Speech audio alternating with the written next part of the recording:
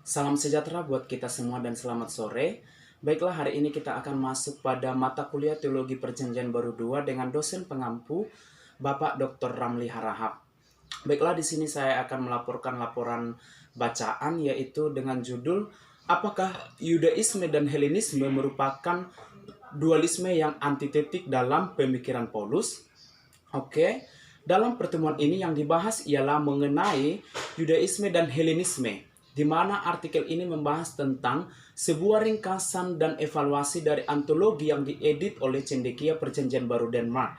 Adapun yang menjadi inti dari artikel ini yaitu mengenai perdebatan baru tentang isu lama Yudaisme dan Helenisme sebagai dualisme antitesis dalam pikiran Paulus. Kemudian kita akan masuk pada poin-poin penting yang akan dibahas dalam laporan ini, yaitu yang pertama, catatan-catatan historis mengenai dualisme yang antitetik.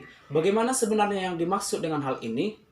Adapun Yudaisme dan Helenisme yang bersifat antitetik adalah sesuatu yang bersifat biasa dan sudah lama untuk dibahas. Dalam hal ini, Baur berpendapat dalam teks Kisah Para Rasul 6, di situ sangat jelas dibahas mengenai bagaimana itu golongan Yunani dan Ibrani di Yerusalem, di mana perbedaan yang terlihat dari golongan ini ternyata bukan hanya sekedar pertengkaran mengenai jatah kesejahteraan para janda dari kedua belah pihak, melainkan juga perbedaan teologis yang sangat fundamental. Kemudian kita masuk pada poin yang kedua mengenai Nats 2 Korintus 4 ayat 16 dan 5 ayat 10 menurut David Anne.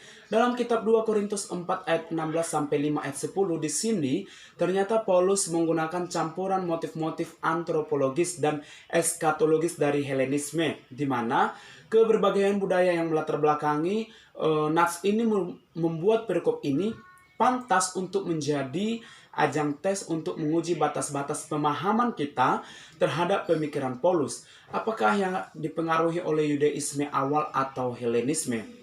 Adapun eskatologi Helenistik yang dimaksud di sini ialah menunjuk pada kepercayaan-kepercayaan yang meliputi kematian dan kehidupan pasca kematian, penghancuran serta pembaharuan kosmos, kepercayaan akan nasib atau orang per orang di dunia ini dan di seberang sana, yang meliputi kematian atau berarti keterpisahan jiwa dari tubuh.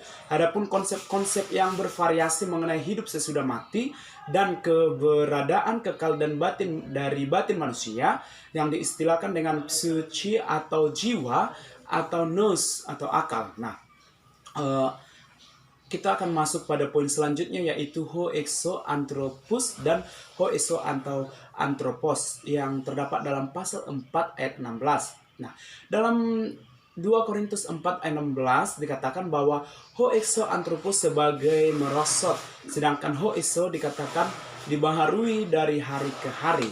Nah, ho exo anthropos diidentifikasikan dalam konteks sebagai ostrakinon sekeus atau bejanah tanah liat. Kemudian soma yaitu tubuh, antesars yaitu daging fana, dan he epigeios hemon oikia tu sekenos atau kediaman atau tubuh yang dari atau tubuh kita yang dari bumi. Kemudian to sekenos yaitu tubuh ini dan to teneton atau unsur fana. Nah, ternyata semuanya ini memperlihatkan bagaimana bahwa ho exo anthropos adalah metafor bagi tubuh fisik yang dikuasai oleh kelemahan, penyakit, usia lanjut, dan kematian. Namun tubuh fisik ini digambarkan sebagai sesuatu yang pada hakikatnya adalah jahat sebagai lawan dari ho exo anthropos. Kemudian poin selanjutnya ialah dari rumah di bumi menuju rumah di surga. Nah, dalam pasal 5 ayat 1 dimulai dengan frasa kita tahu atau oidamen yang memiliki makna menekankan pengetahuan yang diketahuinya bersama-sama dengan para pembaca suratnya. Di sini Paulus menggunakan istilah soma, tubuh atau badan, dan Paulus memang lebih biasa menggunakan istilah ini daripada yang sebelumnya. Kemudian di tempat lain Paulus berbicara mengenai soma dalam konteks kebangkitan.